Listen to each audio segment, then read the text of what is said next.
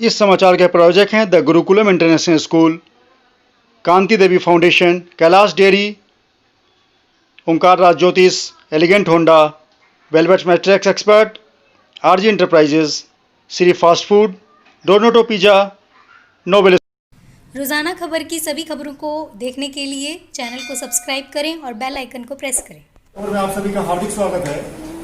आज जिस प्रकार से स्कूलों में कोरोना काल को लेकर फीस मुद्दे का मामला गरमाया हुआ है, ऐसे में हमारे साथ शिशु मंदिर तमाम स्कूलों को संचालित करने वाले विद्या भारती के प्रांत संगठन मंत्री तपन कुमार जी हैं।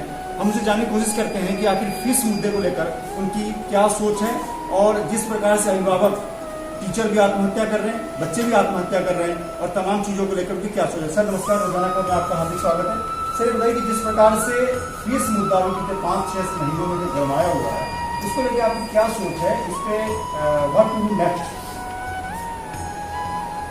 वैसे तो आज की जो प्रेस कॉन्फ्रेंस का विषय अलग था और आपने मुझे घेर के, मैं तो सोचा था उस विषय पर ही होगा, लेकिन घेर के ये प्रश्न पूछा है।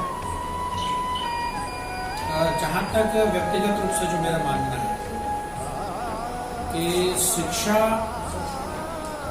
एक भारत के अंदर, भारत की परंपरा के अनुसार एक स्वायत्त रही है, कभी भी सत्ता का नियंत्रण, सरकार का नियंत्रण नहीं रहा। और इसलिए शिक्षा जो है वो समाज पोषित ही रही है।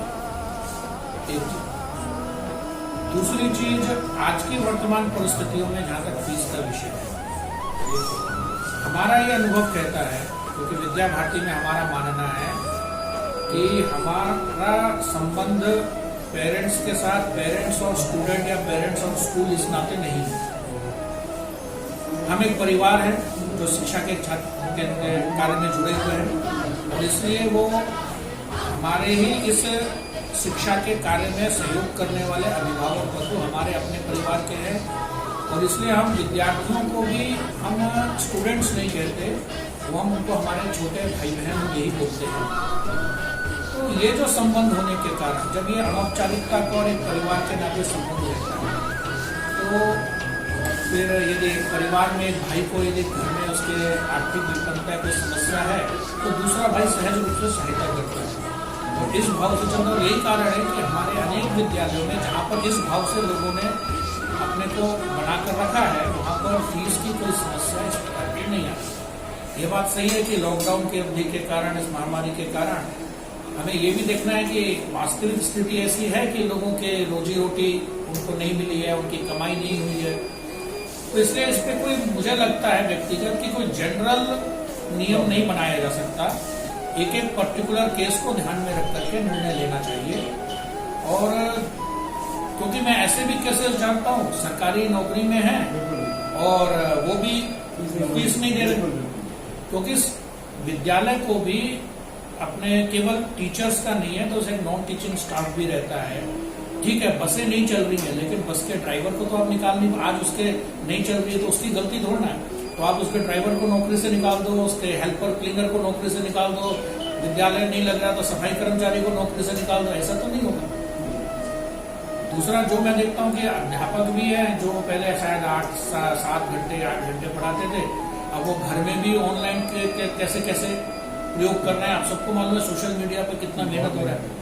तो इसलिए ये दोनों को समझना पड़ेगा, इसका कोई जनरल रूल नहीं बन सकता। स्कूल के प्रबंधन को भी, स्कूल के तंत्र को भी एक मानवीय दृष्टिकोण अपना के, और हमारे ही वो अपने हैं, हमसे कोई अलग नहीं है, ये भाव रखकर उनको इंडिविजुअल केस में देखना पड़ेगा। और उनको भी मानना पड़ेगा कि भाई जैसे हमारी रोजी रोटी का, ऐसे उनके लिए भी, हाँ, जिस चीज को अवॉइड किया जा सकता है, जिन फीस को, जिनको अवॉइड करना चाहिए। जैसे मान लीजिए बस का है तो बस की फीस नहीं लेना अभी। तो कोई अगर जरूरतमंद है, काफी जो आर्थिक तंगी झेल रहे हैं, उन 2-4 परसेंटेज को दिया जा सकता है कि उनकी हार में, जैसा आपने कहा कि गवर्नमेंट एम्प्लॉई तक, बैंक एम्प्लॉई तक पैसे नहीं ले रहे हैं, तो ये गलत है। बिल्कुल गलत है, जिनको देना चाहिए।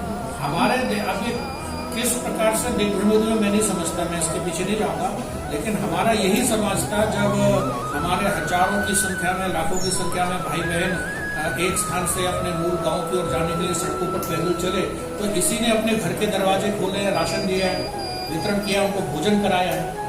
तो वो मानवीयता हमारे दोबारा से सबने दिखना चाहिए, क्योंकि किसी एक, हाँ इसमें कुछ लोग व्यापार करके कमाना चाहते हैं, कमाई करना चाहते हैं, तो हर वर्ग में होते हैं और उसका निषेध करना चाहिए।